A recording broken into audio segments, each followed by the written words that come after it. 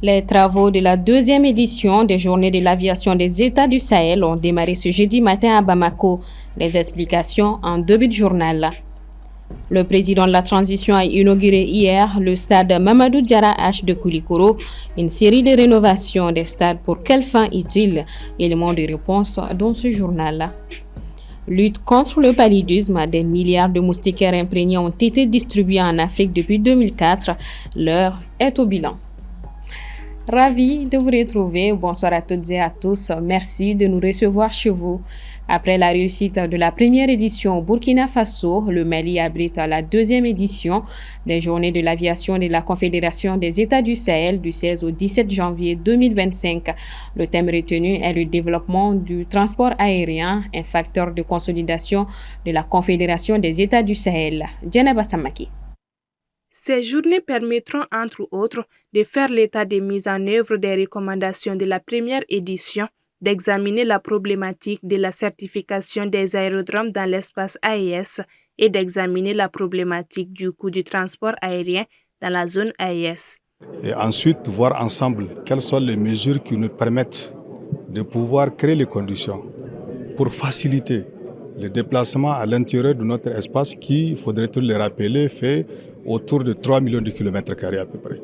Dans cette optique, je voudrais particulièrement insister sur la nécessité de trouver des propositions concrètes qui permettront à nos États de jouer toutes leurs partitions dans le projet du marché unique du transport aérien africain, MITA, qui est un projet phare de l'agenda 2063 de l'Union africaine, une initiative visant à créer un seul marché unifié du transport aérien en Afrique, à libéraliser l'aviation civile sur le continent et à y impulser l'intégration économique.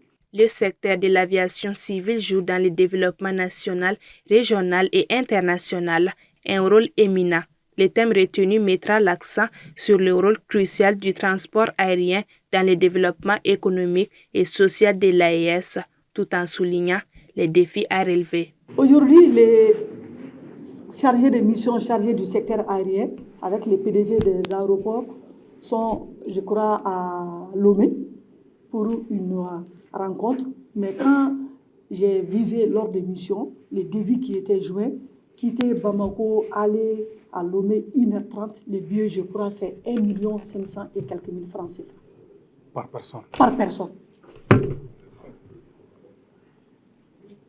Donc vous voyez, c'est plus qu'une nécessité. Donc nous comptons sur les experts qui ont fait les déplacements et qui vont se pencher sur les dernières conclusions lors de la rencontre de Bobo Dioulasso et qui vont nous faire des recommandations pertinentes, si possible avec un plan d'action. Les propositions formulées au sorti de ces travaux feront l'objet des plaidoyers auprès des 3 chefs d'État de l'AES pour leur mise en œuvre. En bref, le Premier ministre de l'administration territoriale générale de division Abdoulaye Maïga est arrivé ce mercredi à Accra, dans la capitale ghanéenne. Le chef du gouvernement est porteur d'un message du président de la transition, général d'armée Assimi Goïta, à son homologue John Dramani Mahama, nouvellement investi. Le Premier ministre a eu une audience au palais présidentiel avec le chef de l'État ghanéen et une rencontre avec la communauté malienne. Cette visite marque sans doute une nouvelle dynamique dans la coopération entre nos deux pays. Les discussions vont porter sur des domaines d'intérêt mutuel, notamment le commerce, la sécurité et la coopération régionale. Ici, au Mali, la dynamique de rénovation des stades entamée depuis quelques mois par les autorités de la transition se poursuit. Le stade Mamadou Diarra H de Koulikoro, inauguré hier mercredi 15 janvier, rallonge la liste de stades rénovés dont la plupart est homologuée aux normes internationales par la CAF et la FIFA. Soumaïla Fani. Dans le but de rehausser l'éclat des infrastructures sportives du Mali, les autorités de la transition se sont lancées dans une vaste campagne de rénovation des stades de football. Après les stades du 26 mars et Mamadou Konaté de Bamako, les stades de Kati, Kaï, Sikasso, Mopti et Koulikoro ont été rénovés et 5 d'entre eux ont été homologués aux normes internationales par la CAF et la FIFA. Des efforts énormes déployés par l'État, mais pour quel objectif? Ces infrastructures aujourd'hui contribuent au développement du sport, parce que la loi numéro 1 de toutes les disciplines sportives, c'est d'abord les infrastructures sportives. Il faut avoir un endroit où aller pratiquer ces activités-là. Et aujourd'hui, pratiquement tous les pays, pratiquement dans chaque région, on a pu quand même rénover ces infrastructures-là, réhabiliter ces infrastructures-là. Donc aujourd'hui, on peut dire que la jeunesse malienne a où aller quand même pratiquer la pratique sportive. Et ensuite, ces infrastructures contribuent beaucoup parce que le fait d'aller pratiquer avec des installations modernes, avec des équipements modernes, facilite beaucoup l'apprentissage. Et avec des experts, des entraîneurs, des éducateurs, des encadreurs qui sont sur place et ils sont là quand même pour faciliter davantage, c'est-à-dire quoi, l'apprentissage. Au-delà de l'impact sur le développement du football malien et l'épanouissement des athlètes, ces infrastructures sont un atout également pour le pays d'abriter les compétitions internationales. Aujourd'hui, on est fin prêt, on peut abriter n'importe quelle compétition d'envergure internationale, pourvu qu'on demande. Il n'y a pas 2 ou 3 mois, la Fédération malienne de football, à travers le département chargé des sports, avait postulé pour quand même essayer d'organiser une compétition d'envergure internationale au niveau du football des catégories des jeunes, par exemple. Ils ont tenté, mais ça n'a pas marché. Mais vous devez savoir aussi que les infrastructures ne sont pas quand même le seul critère pour habiliter des compétitions d'envergure internationale. On le dit généralement, mais c'est sur le plan technique. Sur le plan terrain, on ne se plaint pas. Mais il y a d'autres infrastructures qui accompagnent l'organisation des compétitions internationales, telles que les infrastructures hôtelières, telles que les infrastructures sanitaires, telles que les infrastructures routières. Pour l'instant, les plus hautes autorités en ont fait beaucoup au niveau de la réhabilitation et rénovation des infrastructures sportives, mais sur l'autre aspect, beaucoup reste à faire. En dehors du football, où les travaux des stades Modibo Keïta et Wenzen Coulibaly de Bamako et ceux de Ségou et Tombouctou sont en cours d'exécution, d'autres disciplines comme le basketball bénéficient aussi de travaux en cours d'exécution avec le nouveau complexe Arena Mali de Koulikoro.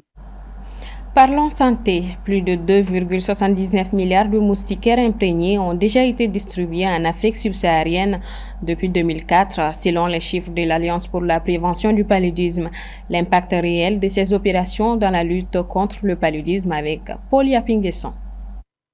Pendant près de 20 ans, la recommandation de la lutte contre le paludisme en Afrique subsaharienne a été d'utiliser des moustiquaires imprégnés. En théorie, l'idée semble tout à fait brillante. En effet, que ce soit au Burkina Faso, en Gambie, en Côte d'Ivoire, au Cameroun ou encore au Bénin, la communauté scientifique soutient l'idée de lutter contre le paludisme à travers l'utilisation des moustiquaires contenant des insecticides. Les administrations ont été convaincues et la majorité des programmes nationaux de lutte contre le paludisme ont adopté cette stratégie avec le soutien des programmes d'aide internationale. Pourtant, le rapport 2024 de l'Organisation mondiale de la santé, OMS, sur la lutte contre la maladie est assez clair. Des progrès sont mitigés entre 2000 et 2023 selon l'interprétation des chiffres. L'indice de la maladie K pour 1000 habitants exposés au risque de paludisme a chuté, passant de 356 en 2000 à 227 en 2023. Bien que les taux d'incidence aient très peu évolué entre 2019 et 2023, le nombre total de cas a augmenté.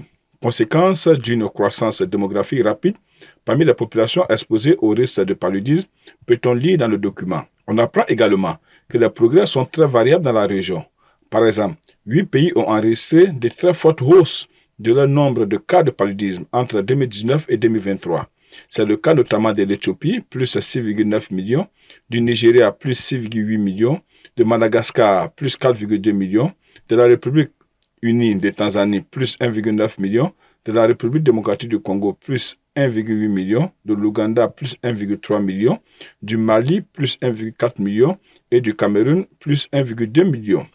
Ces pays sont pourtant ceux où des distributions massives de moustiquaires imprégnés ont lieu.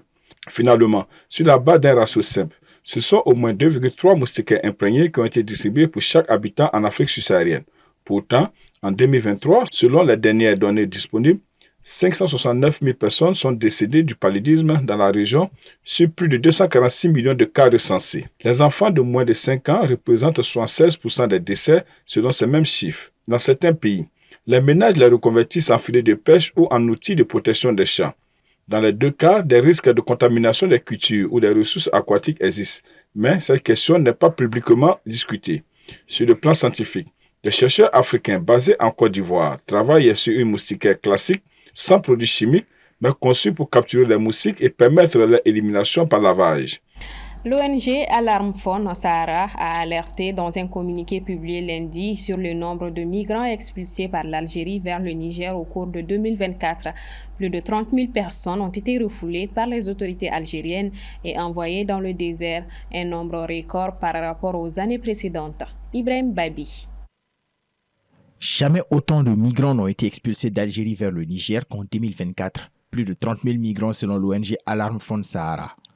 Ce chiffre record dépasse largement les années précédentes, illustrant une intensification préoccupante des refoulements massifs.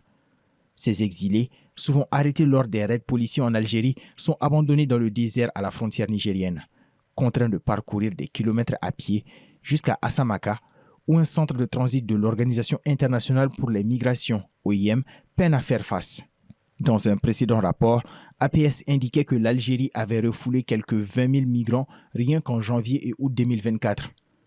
Depuis 2014, les migrants irréguliers nigériens, mais aussi d'autres pays africains, dont des femmes et des mineurs, sont fréquemment refoulés d'Algérie, point de transit vers l'Europe.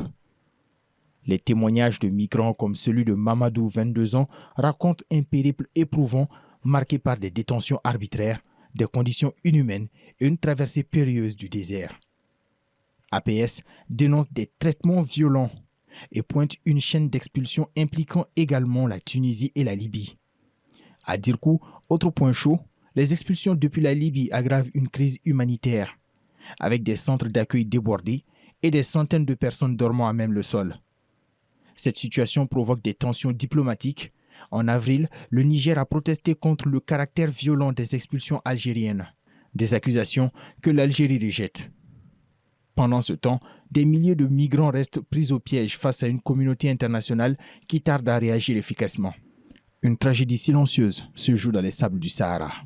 En offre, une importante opération d'Interpol baptisée Opération Sanou, menée de juillet à octobre 2024 dans 4 pays, à savoir le Burkina Faso, la Gambie, la Guinée et le Sénégal, ciblant l'exploitation minière illégale, a conduit à l'arrestation de 200 personnes et à la saisie de produits chimiques dangereux, a annoncé ce jeudi l'Organisation internationale de police. Les saisies comprennent notamment 150 kg de cyanure, 325 kg de charbon actif, 14 cylindres de mercure d'une valeur estimée à plus de $100 000, ainsi que des quantités importantes d'acide sulfurique et nitrique. Les forces de l'ordre ont également découvert 10 kg de cocaïne et près de 7000 dispositifs explosif. Point final à ce 19h45. Merci à vous de l'avoir suivi. Le programme continue sur la télévision qui vous allume. Bonsoir à tous.